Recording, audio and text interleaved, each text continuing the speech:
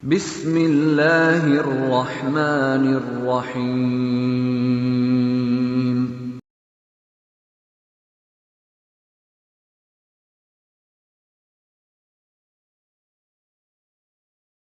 Maka ya akhi, permasalahannya adalah bukan salah menyalahkan, tapi mengajak kepada mana yang sunnah Nabi Muhammad SAW dan mana yang tidak. Maka orang yang masuk agama Islam, dia butuh satu lagi hidayah untuk sampai ke sunnah. Yang tidak sampai ke sunnah berbahaya di akhirat.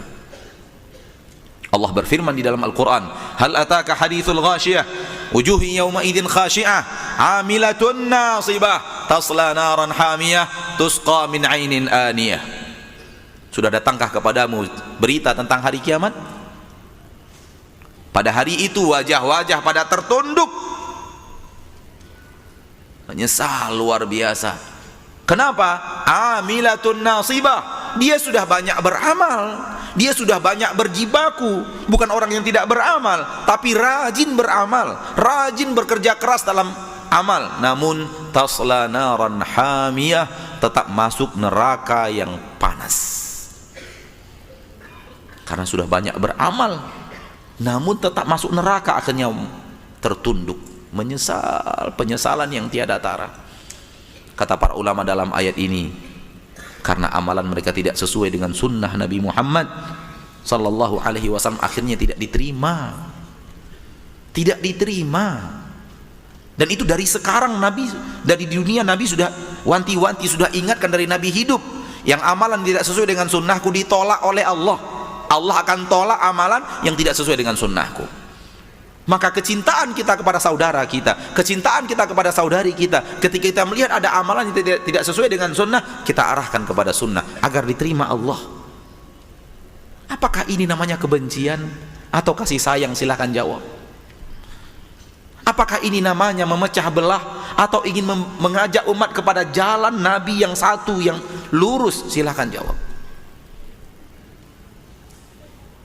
Maka bertakwalah kepada Allah dan takutlah kepada Allah. Orang yang tidak pernah berhenti menuding ahlu sunnah bahwa mereka adalah pemecah belah umat. Orang yang tidak pernah berhenti menuding orang-orang yang mengajak kepada sunnah bahwa mereka adalah orang-orang yang rajin menyalahkan, menyesatkan, mengkafirkan.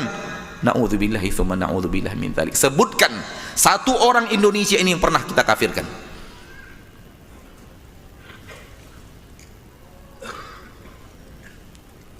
Tolong sebutkan satu orang, nggak perlu banyak.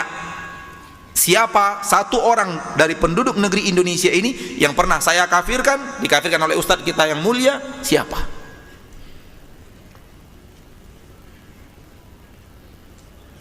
Anda tidak akan menemukan.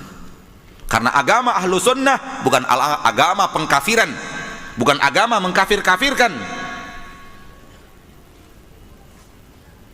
Namun ahlu sunnah berbicara yang mana yang iman, yang mana yang kufur, mana perbuatan yang bisa membuat kita menjadi mukmin, mana perbuatan yang bisa membuat kita menjadi orang kafir, agar umat berhati-hati supaya mereka tidak terjerumus ke dalam kekafiran itu, supaya mereka selamat.